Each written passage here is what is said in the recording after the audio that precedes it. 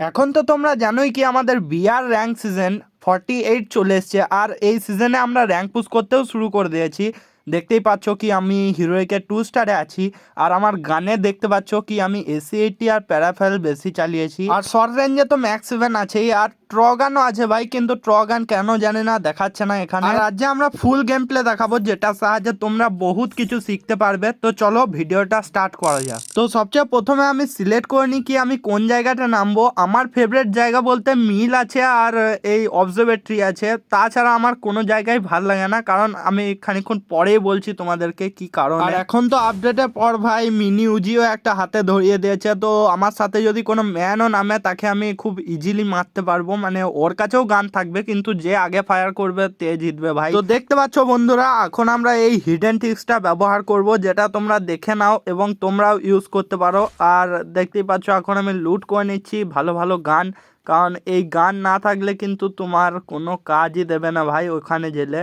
তো দেখতে পাচ্ছ আমরা এখন গান লুট করে নিলাম। তারপর আমরা এখানে লঞ্চ প্যাডটা সেট করে ভালো করে চলে যাব আমরা অবজারভেটরির এই উপরটাতে, কারণ এই উপরে এসে তোমরা অনেক আচ্ছা ভিউ নিতে পারবে, যেটা সাহায্যে তোমরা ম্যান ফ্যান দেখলে মেরে দিতে পারবে। কিন্তু আমার সাথে কোনো ম্যানই আসে নাই এখানে। আমি কিছুটা এখানে দেখার পরে তারপরে আমি সুসুর করে নেমে গেলাম ওইখান থেকে। তারপরে আমি লুট করতে শুরু করলাম। আর আমার এখানে ফাইনাল লুট দেখতেই পাচ্ছ প্যারাফেল আর ওই ম্যাক্স 7। আর এই প্যারাফেলটাকে আমি আপডেট করে নিলাম, যেটাতে সাইলেন্সার লেগে যাবে আপডেট করার পর।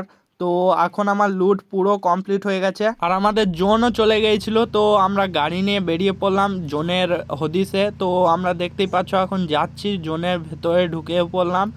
আর তারপরে আমরা গাড়ি ঘুমাতে থাকবো গোটা ম্যাপে, কারণ ভাই গাড়ি ঘুমানো ছাড়া আমার আর কোনোই কাজ নেই। এখনও কিন্তু আমার 0টাই কিল আছে ভাই, বেশি কিল হয় নাই, কিন্তু তাও আমি গাড়ি ঘোরাবো। আর তোমাদেরকেও এটাই করতে হবে যদি তোমরা বুয়ার জন্য খেলো। আর বুয়ার কাছাকাছি এসে আমার দেখবে ভাই 3টে 4টে এরকম কিল হয়ে যাবে। আমি 1-2 ঘন্টা এরকমই গাড়ি ঘোরাবার পরে দেখতে পাচ্ছি এই জায়গায় ফাইট চলছে। তো আমি এখানে গাড়ি থেকে নেমে প্যারাফায়ালে করে ওকে হেড মেরে দিলাম, প্রচুর ড্যামেজ ছিল। তো ম্যাক্স 7 নিয়ে আমি রাশও করে দিলাম, আর রাশ করে ওকে ভরে দিলাম ম্যাক্স 7-এর গুলিগুলা সব। তারপরে আমি ওই ওয়াল বসিয়ে খানিকটা লুট করে নিলাম। তারপরে আমি আবার গাড়িতে চেপে গেলাম, কারণ আমাকে গাড়ি ছাড়া একদমই একা লাগে। গাড়ি আমার প্রচুর ভালো বন্ধু, মানে বন্ধু মানে গার্লফ্রেন্ডই বলতে পারো। তারপরে আমি আবার গাড়ি ঘোরাতে শুরু করলাম, একবারে বুয়া অবধি ঘোরাবো ভাই গাড়ি। তোমরা কেউ কিছু বলবা না আমাকে, কি মানে নোবরা বলবা না, ক্যাম্পারও বলবা না, কিছু বলবা না ভাই।